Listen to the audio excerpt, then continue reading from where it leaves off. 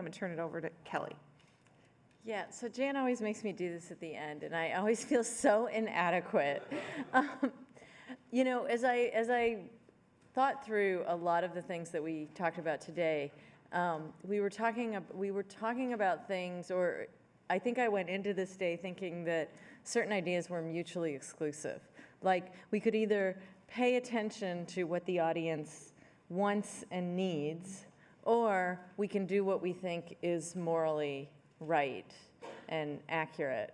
And I guess I come out of it thinking that we have to do all of that and more. And at times that seems a little overwhelming because they are definitely in tension with each other. And 7,000 subscribers, that's insane, right? Like, that would strike terror in the heart of every editor on the planet today, to think about the percentage, losing that large of a percentage of your subscribers and to never have them come back.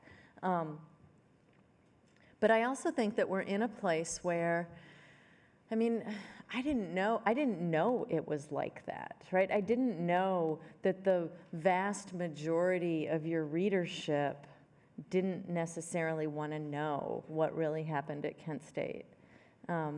And I do think that we're in a place now where I still think people want to know now, and people actually can handle truths that challenge their outlook more. Not completely, right? I mean, like, you talk about global warming, and you know, there are people who just do not want to have that conversation. You talk about a lot of the current controversial topics, but when you see an abuse of power like that, I think that even people who would be diehard supporters of the military, if they saw an abuse of power like that and they saw somebody document it, would say, yes, hold those people accountable. And we've seen it. We've seen it with police shootings. We've seen that the vast majority of the public wants people who abuse their power to be held accountable, and systems that are inherently abusive to be fixed. And our job is to expose those and to keep talking to people and try and keep bringing people into the fold.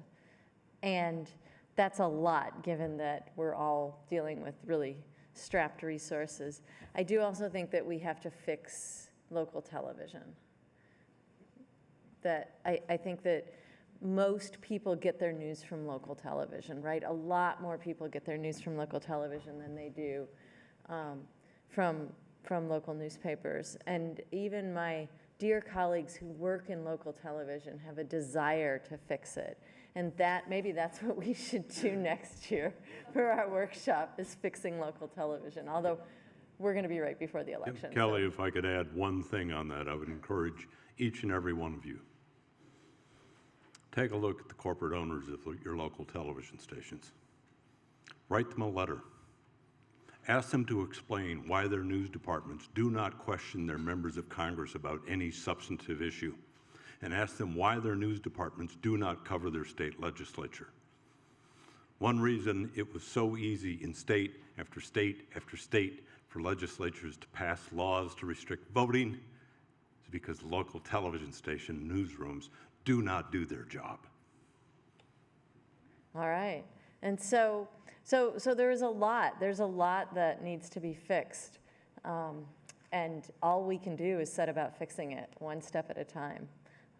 Because the alternative is to simply accept that we are now. And I think also to be really grateful that we're not where we were in 1970, right? Like that.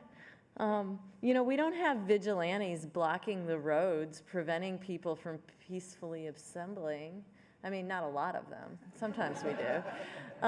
You know, and so, like, perspective is good. The long view is really, really helpful. And I'm so grateful for this year because I feel like I learned so much. So thank you very much for everybody here.